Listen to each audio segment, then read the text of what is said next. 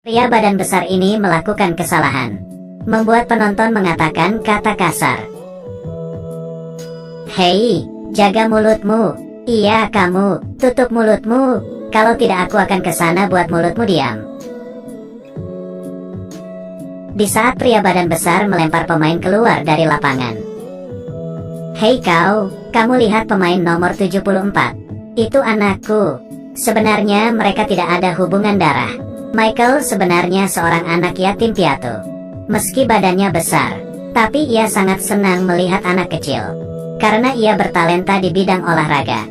Ia diterima di satu sekolah. Tiap hari menggunakan baju yang sudah berapa kali dicuci. Nilainya yang paling bagus juga nilai C. Bila lapar ia akan ke aula olahraga, mengambil sisa popcorn orang lain. Tiap hari akan pergi ke tempat laundry umum untuk cuci baju. Hingga suatu hari pasangan ini melihat dia di tengah hujan.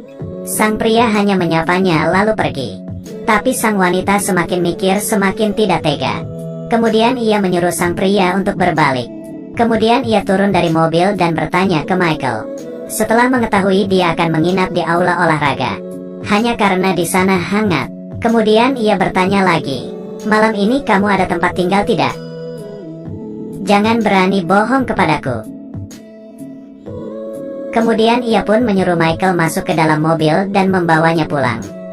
Michael dengan ekspresi datar melihat rumah yang mewah. Sampai di rumah sang wanita memperkenalkan anaknya yang bernama Colin. Kemudian ia melapiskan selimut di atas sofa dan menyuruhnya untuk tidur dengan tenang.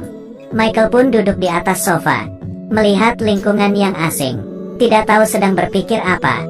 Sang wanita berbaring di atas kasur dan masih berpikir yang dilakukannya benar atau tidak. Dia berkata ke suaminya, "Dia tidak akan mencuri Lahya. Ayah mengatakan kamu besok juga akan tahu." Keesokannya, ia turun ke bawah, melihat selimut yang sudah dilipat rapi di atas sofa. Dan Michael sudah tidak ada di rumah. Dia mengejar keluar dan menahan Michael yang sedang bersiap untuk pergi. Mengetahui dia tidak memiliki tujuan, kemudian ia pun mengundangnya ke rumah untuk ikut acara syukuran. Melihat makanan di atas meja, Michael hanya mengambil sedikit. Kemudian diam-diam mengambil roti. Sekeluarga duduk sambil menonton pertandingan rugby. Anne melihat Michael yang duduk sendirian di dapur. Lalu berpikir, ia pun mematikan televisi dan menyuruh sekeluarga untuk duduk di meja makan. Sebelum makan harus berdoa. Colin mengulurkan tangan ke Michael. Sekeluarga pun berdoa bersama-sama. Ini membuat Michael sedikit bingung dan juga merasakan kehangatan yang belum pernah dirasakan. Anne membawa Michael untuk pergi mengambil baju. Di saat ia ingin turun dari mobil, Michael menahannya. Karena di sini sangat bahaya. Beberapa preman sudah berkumpul di tempat ini. Michael turun sendirian dari mobil dan datang ke tempat yang familiar. Tapi ia melihat rumah sudah disegel. Anne hanya bisa membawanya ke sekitar untuk membeli baju. Melihat lingkungan yang asing, ia pun bertanya ke Michael, "Kamu bisa melindungiku dengan baik kan? Ada aku, kamu tidak perlu khawatir." Kemudian Anne pun tenang lalu menggandeng tangan Michael. Di dalam toko, Michael sudah memilih bajunya. Kemudian Anne mengantar mereka ke sekolah. Di malam hari Anne bertanya ke Michael, "Kamu ingin tinggal di sini tidak Michael?" "Di mana saja aku tidak ingin." Anne tersenyum lalu pergi. Keesokannya ia menyiapkan kamar untuk Michael. Bahkan mempersiapkan kasur yang besar untuknya. Michael berkata ke Anne, ia tidak pernah bertemu dengan orang yang melakukan ini kepadanya. Dan kasur untuk dirinya sendiri. Anne mendengar itu pun langsung pergi. Di dalam kamar hatinya tidak tenang. Selanjutnya Michael pun semakin berbaur dengan keluarga ini. Saat foto keluarga juga akan mengajak Michael. Tapi hal ini membawa wanita lain memberinya perkataan yang dingin.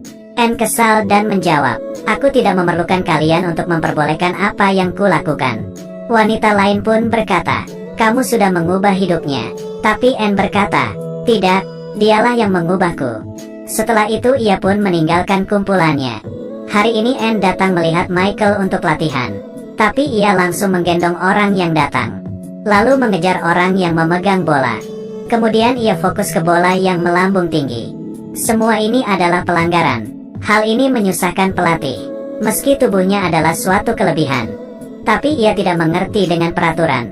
Kemudian sang adik kecil, SJ membantunya perencanaan latihan dan menjadi pelatih khususnya.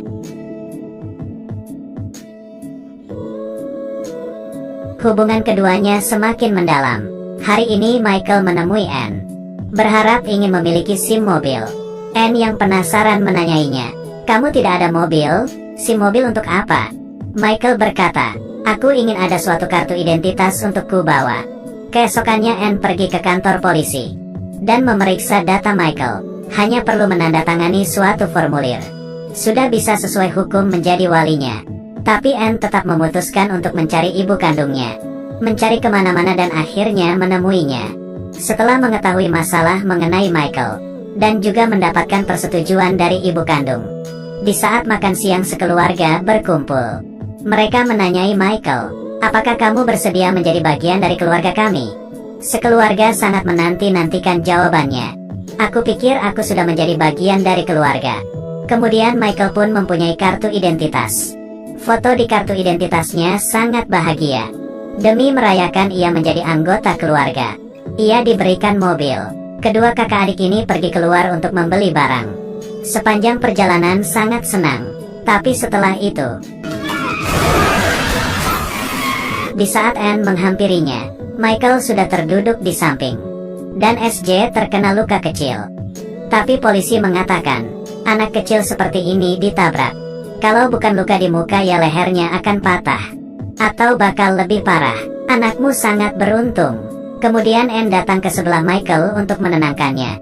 Melihat tangannya yang terluka. Ternyata di saat kecelakaan, Michael menggunakan tangannya untuk melindungi SJ. Tidak lama kemudian latihan bola rugby dimulai lagi. Tapi yang dilakukan Michael tetap pelanggaran. Anne pun berjalan ke depan lalu memberitahunya, "Tim ini adalah keluargamu. Sama seperti melindungiku. Sama seperti melindungi adikmu." Perkataan ini pun membuka pandangan Michael. Tiap kali diserang, Michael akan menghalangi dengan sempurna. Kemudian lomba pun dimulai. Michael dilihat oleh seorang pemain yang kuat, lalu menertawainya.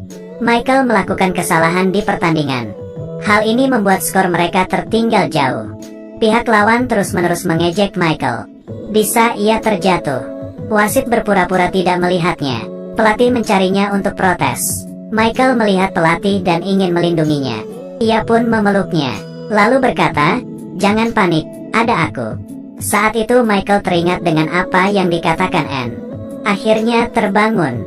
Saat pertandingan dimulai lagi, ia langsung menghalang lawannya dan terus berusaha. Sebelum terdengar suara peluit, ia langsung mendorongnya keluar dari lapangan. Sejak itu aksi Michael dimulai dan tidak ada kegagalan. Hal ini pun membawa tim mereka menuju kemenangan. SJ memasukkan video yang direkamnya ke internet. Kemudian hal ini pun mendapat perhatian dari pelatih dari sekolah terkenal. Tidak lama kemudian pelatih datang ke sekolah untuk mengunjunginya dan ingin mengajak Michael untuk masuk ke timnya. Tapi Anne melihat nilai Michael. Ini sama sekali tidak bisa membuatnya diterima universitas manapun. Kemudian ia secara khusus menyewa pengajar. Dan nilainya semakin lama menjadi bagus.